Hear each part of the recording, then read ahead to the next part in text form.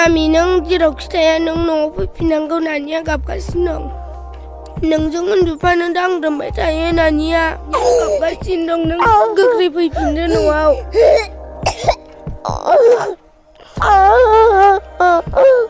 नानिनो नोंखौ नांगौ आरो आंनोबो नांगौ नोंखौ रावबो नोंखौल' नागिरो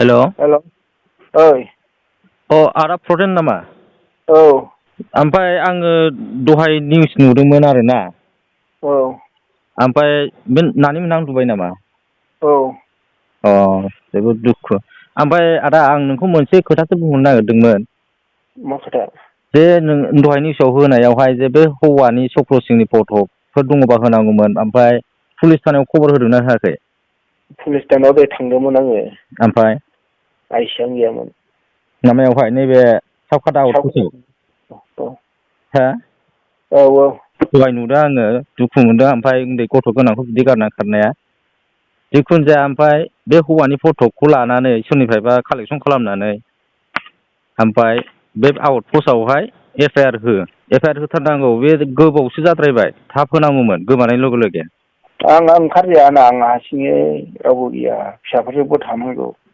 फिसाफोरजोंथ' थानांगौ बुजिबाय ओमफ्राय जाम्बुगुरियावनोखाना आदा न'आ आंना औ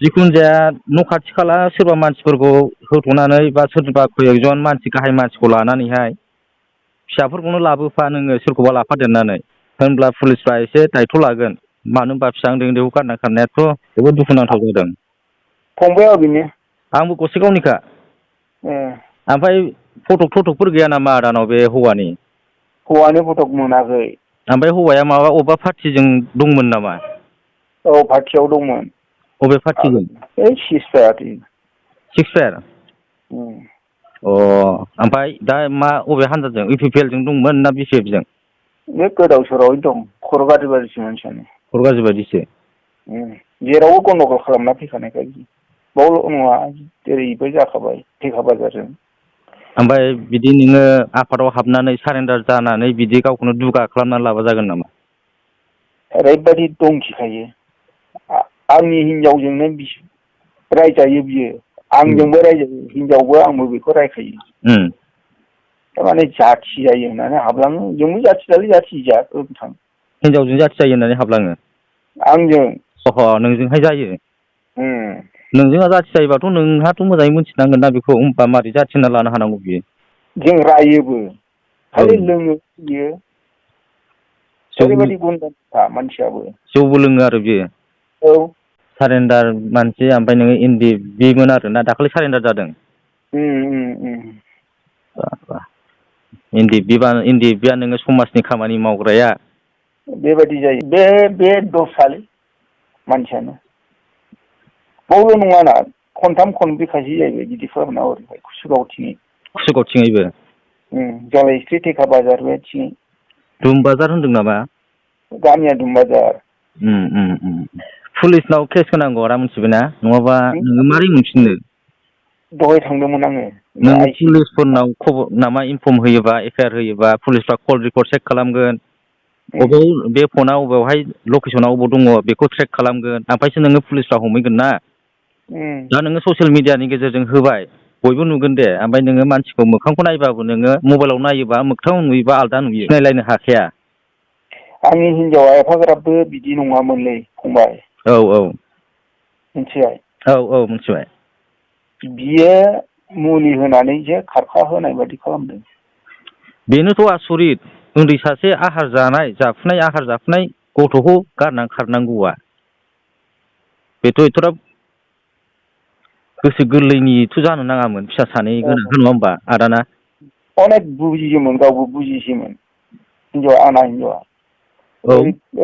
ओरैबायदि अन्थाव बाथावा फिसाफ्राबो अन्थाव बाथावथ' गाज्रिबो नङा आंनि फिसाफ्रा अन्थाव बाथाव खय दाथ' बोसोर खय बोसोर रावबो गैया जाखोमोन बे नानिया गिदिरा नानि गिदिरा खय बोसोर जाखोमोन बियो 10आव हाबबाय आरोखि 10 रानिं मा क्लास 6आव फरायो ओमफ्राय बे उन्दैसिना उन्दैयाथ' 3 बोसोरल' जादों 3 बोसोर आहार जायो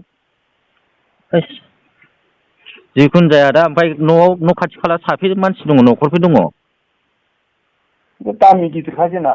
औ होनबाथ' जेबो नङाना ओमफ्राय बिबैमोनखौ लेंहर बा न'खरनि सोरबा जाथिफोरखौ लेंहरदो ओमफ्राय गाबोननो फुङावनो फै एफआइआर हो साबखाथाया आउटपस्टआव एफआइआर होदो जुदि बाव जायाबा नांगौबा गसखायाव फै बांसिन गसखायावसो थायो बेनि नामाया आइसिया खिन्थु एफआइआर होनांगौ मिथिबायना आदा?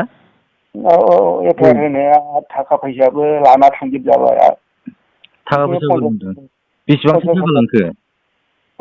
बेसेबांसो थाखा लांखो?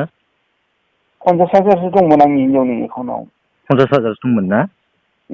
दा बेखौ बख'नो होननानै आंखौ थगायना थांदों आरोखि न' लुनो आं न'नि बाथ्रा लाजोब्बाय नालाय आंहा ख्रिस्टमास हानबो जाबाय न' लुथारनांगौ। ख्रिस्टमासबो दंमोन ना?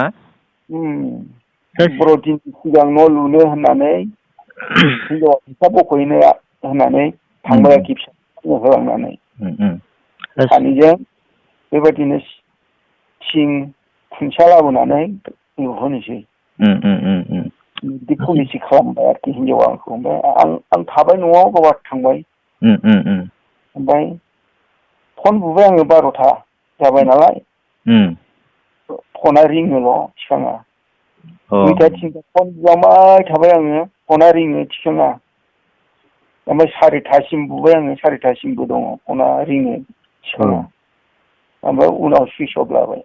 दा बुधबारावनो खारदों होनदों बुधबार बिस्थिबार सुक्रबार सानथामानो जाबाय।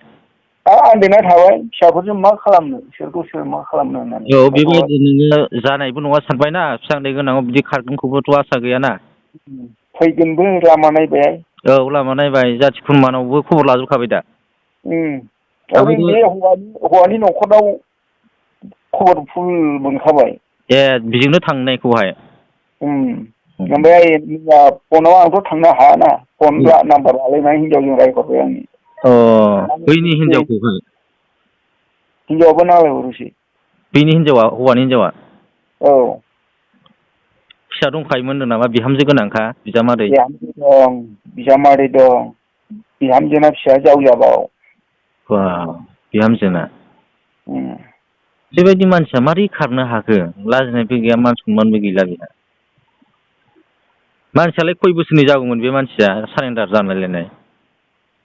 बे थांबायलै बिदिनो 50 बोसोरसो जाहैबायलै। 50 बोसोरसो जाहैबाय? 50-45 हाबबाय। 50-45 हाबलायलायबावनाय बोरायानो लाना खारबाय आरो? आंनाथ' हिनजावा 28 बोसोरल'नो। औ 28 बोसोरल' ना? बावाखै हाबा जानाया 10-12 बोसोरल' जादों। औ उन्दै उन्दैसोना गथ'फ्राबो। मथा मथि हाबा जानानै 13 बोसोर बिदि जायो आरो। जिखुनु जाया आं दहाय भिडिअ माबाखौहाय निउसाव नुनानै जोबोद दुखु मोनदों आरो ओमफ्राय आं खनसे रायज्लायस्राहरसै होननानैहाय नाम्बारखौ लानानै नोंनाव फन हरनाय जादों आदानाव। ओमफ्राय थारमाने नोङो निउसफ्रावथ' नोङो खालि माबाल' होयोना खारनायल' ओमफ्राय एफआइआर होदोंना होआखै रिपर्टारफोर दाबो सोंनाय जाया बारा ओंखायनो आङो दिनै एखेबारे कनफार्म खालामनो होननानै नोंनाव फन हरनाय जादों आरो एफआइआर होथों होआखैबा होननानै। खोनाबायना? औ ओमफ्राय जिखुनु जाया आं गाबोन मोनसे भिडिअ बानायगोन आरोना बे माबाखौहाय नों बे बाजैनि फट'खौ होनानैहाय सोरबा नुदोंबा खबर हर होननानै ओमफ्राय बे कल रेकर्डखौ एसे होजागोन नामा नोंजों रायलायनायखौ? दानिखौ? औ होजायो। होजायोना जेबो माबा गैयाना उसुबिदा गैया? औ नोंसोर सानैजों मोजां गाज्रि रायलायहरनायसै माब्रै जाया माब्रै माया। औ मोजां गाज्रि रायलायहरनायसैना। औ ससियेल मिडियानि गेजेरजोंबो फोसावनांगौ ओमफ्राय एफआइआरआ मेनथार आरोना पुलिसफोरनो खिथाथारनांगौ इनफर्म होनांगौ। बायसान्स बिसोर बांद्राय गोजानाव थाङाखैगोनदां थांनो हायाखैगोनदां आंनि आन्दाजाव मानसिफ्रा हनै सिलिगुरिफ्रावनो दङ। बेसोर जिखुनु जाया बांद्राय गोजानाव थाङाखैबो जानो हागौ बा लकेलावनो बबेबा जायगायाव दङ जानो हागौ गसाइगाव क'क्राझार डिस्ट्रिक्टआवनो जिखुनु हक नों एफआइआर होआबा पुलिस थांनाया सोनाबहा थांदों होनदों। सोनाबहा थांदों होनदों? नुग्राफ्राबो नुदों होनदों ओरैहाय सोनाबहा बेंगलजों। औ सरि बेंगल साइडजों। औ बेंगल साइड ओंखायनो बिसोरखौ बांद्राय गोबाव थाङाखै बिसोर नै बेंगल एरियायावनो दङ बिसोर होनबा। फिसाफोरखौ नुयोब्ला बिमाया गोसो बायना फैफिननो हागौ होननानै हगारना होदों आरो। औ थिगैनो दं आरो अनखानांगोन बियो नुदोंबा बियो फैफिनखागोन जेरैखि जाया थगाय थसिबा फैफिनखानांगोन दे आदा होमबा उन्दुदो दे औ खालामना मोनगोन बेखौ एफआइआर होग्रो ओमफ्राय ससियेल मिडियानि गेजेरजों नुबा फैथोबा फैथोंसै नङाबा पुलिस नागिरबा पुलिसा मोनखागोन दे गुड नाइट आदा दे दे गाबोन फन हरनाय जागोन बेयावनो औ दे आदा दे हर आं दिनै बे बिथां रसिलाल नार्जारि बिथांखौ आं रायनो होननानै फैयाखै सासे 3 बोसोर 10 बोसोरनि गथ'खौ दिनैहाय सासे 50 बोसोरनि बिहामजो बिजामादै गोनांखा गावनि बिफा बायदि बैसोनिजों दिनै खारदों आंहा बेयाव बुंनांगौ जेबो गैया नाथाय दिनैहाय बे उन्दै गथ'नि मोखांखौ नायनानै बिथाङा फैफिननांगौ गावनि फिसाजों थायो थाया बे गावनि खोथा खिन्थु बे गथ'फोरनि थाखाय बिथाङा फैफिननांगौ आंनि बुंनाया बेल' आरो